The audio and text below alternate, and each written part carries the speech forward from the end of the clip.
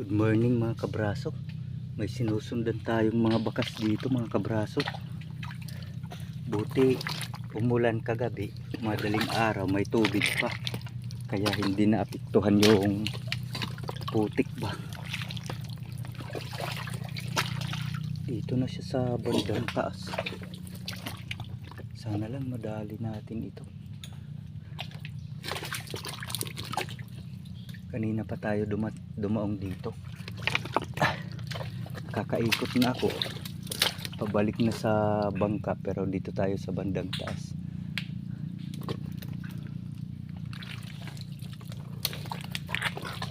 Sana lang madali natin. Yan yung bakas. Yan mga kabraso. Ito iba to. Maliliit sa tutok yan.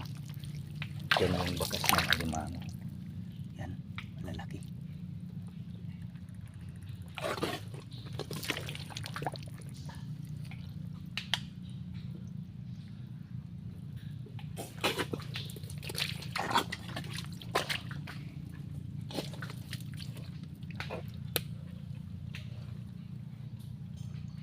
Ayun na mga kabraso. Andun sa kabila, napakalaking alimango. Sana lang bulik. Ay, thank you Lord. Dito siya nagdaan eh. Ayun mga kabraso. Hindi na tayo nakapagputol ng video ah. Diretso. Ayun mga kabraso, pagmasdan nyo. Yan, habang napakalinaw pa yung tubig. Ibig sabihin, kumbaga wala yung mga bakas ng tao na pupunta dito o magpla-planted pa. Yan yung tignan nyo mga kabraso. Yan sa ilalim ng tubig. Yan yung mga bakas niya. Yan. Yan. Papunta doon.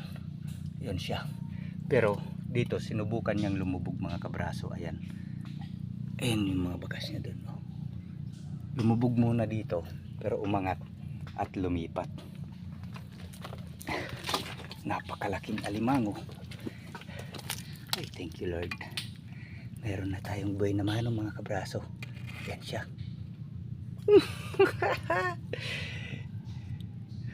Oh my God. Oh, thank you Lord. Season yan. Yung ganyang kulay, itsura. Season yan mga kabraso. Kahit hindi pa natin makita yung tiyan niya. Apron. Ayun. Hala. Uy. What a coincidence. Bakit uso yung ganito mga kabraso? O baka sabihin yung mga kabraso na ito ay yung huli ko nung nakaraang araw. Magkaiba sila. Sa tingin ko yun ay dito yung putol niya. Mamaya sa bahay ipapakita natin yan. Ganon din yung style oh.